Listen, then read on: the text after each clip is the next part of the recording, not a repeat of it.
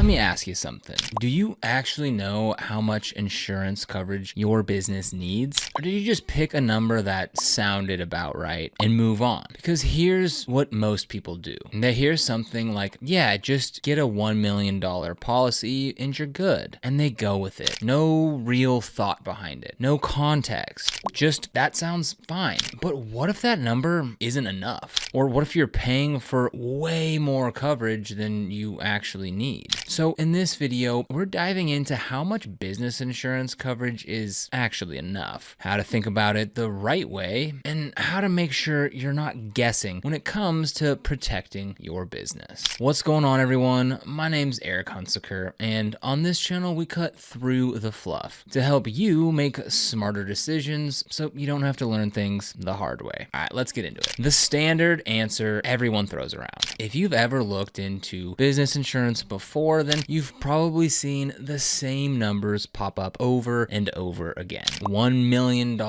per occurrence, $2 million aggregate. And to be fair, that is the most common setup. In fact, the majority of small businesses go with exactly that level of coverage. But what does that even mean? Let's break that down in plain English. $1 million per occurrence equals the max that your insurance will pay for a single claim. And $2 million aggregate means the max that they'll pay total for the entire year. So if something big happens and it costs $1.5 million, insurance covers $1 million.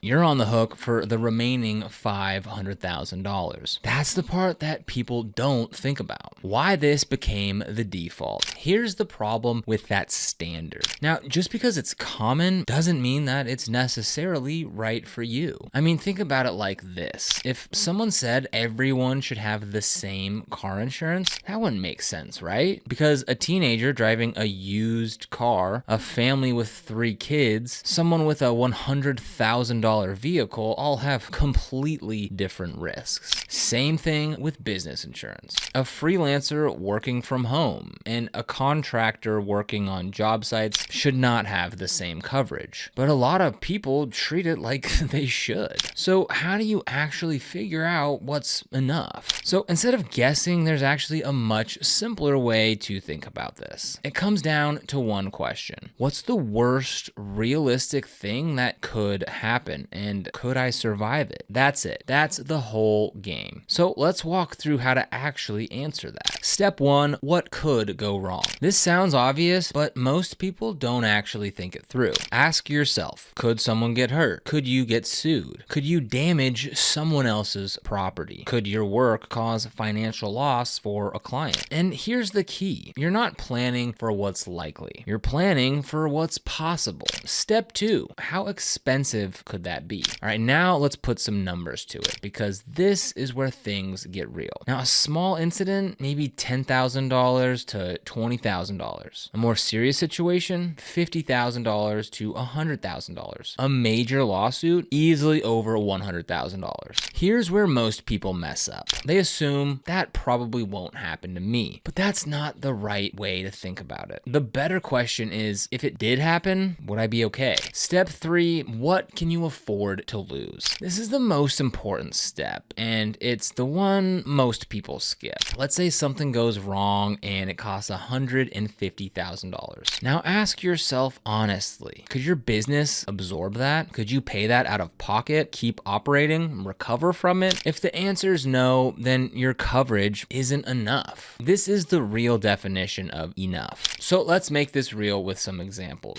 because this gets way easier when you see it in action. Example 1, low risk business. Let's say you're a freelancer, a consultant, running an online business. Your exposure is lower. You're not dealing with physical customers, property damage, or high risk environments. In this case, a standard $1 million, $2 million policy might actually be enough. And in some cases, you might even get away with less, but that depends on your clients and your contracts. Example 2, medium risk business. Now let's say you run a retail store, a gym, or a small office. Now people are interacting with your business physically. Your risk changes. Someone could get hurt. Someone could damage something. Someone could sue. In this case, that $1 to $2 million policy starts to feel like a minimum, not a target. Example 3, higher risk business. Now let's say you're a contractor in construction running anything hands-on. Now the stakes are higher because now you're dealing with physical injury risk, expensive property damage, and larger claims. In this case, you might need $2 million, $3 million, even $5 million